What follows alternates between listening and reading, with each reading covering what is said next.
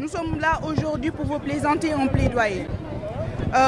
Les séjours d'activisme contre les violences basées sur le genre représentent une période cruciale pour sensibiliser le public et mobiliser des actions concrètes contre ce fléau qui touche de nombreuses femmes et filles. Au Sénégal et à Saint-Louis en général, comme dans les autres régions, les statistiques sont alarmantes. Selon les données, une femme sur 3 subit des violences sexuelles ou physiques tout au cours de sa vie. Ces chiffres mettent en lumière l'urgence d'agir.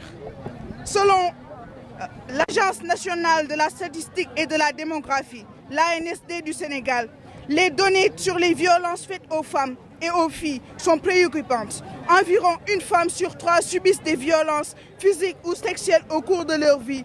De plus, les enquêtes montrent que les violences domestiques, y compris les violences psychologiques au courant, touchant d'une part significative la population.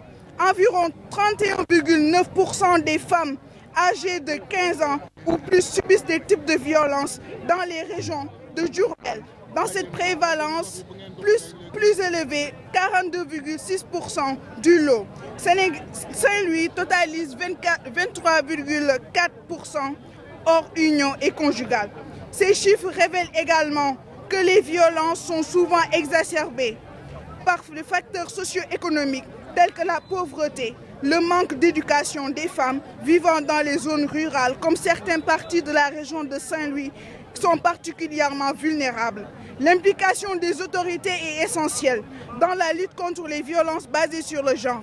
Elles ont le devoir de protéger les victimes, de promouvoir des lois et des sanctions contre les agresseurs et de garantir des services de soins accessibles à toutes les femmes et filles. Les autorités doivent également sensibiliser la population sur les droits des femmes et sur les conséquences des violences faites sur le genre en collaborant avec les organisations et les sociétés civiles. Elles peuvent mettre en place des programmes éducatifs et des campagnes de sensibilisation pour changer les mentalités. C'est en agissant de cette manière proactive et en prenant des mesures concrètes que nous pourrons réellement combattre ce fléau et créer un environnement où chaque femme et chaque fille se sent en sécurité et respectée. Chères autorités, aidez-nous à protéger ce noyau qui représente la femme. Le message est clair. Riposter pour protéger, construire pour renaître, briser les chaînes de la peur, bâtir un monde de respect à travers chaque geste. Chaque fois, chaque acte, nous combattons l'injustice qui réduit les femmes au silence. Ensemble, éclairons les ténèbres de la violence par l'éducation, la solidarité, le courage, parce que chaque femme mérite de vivre en sécurité dans la dignité.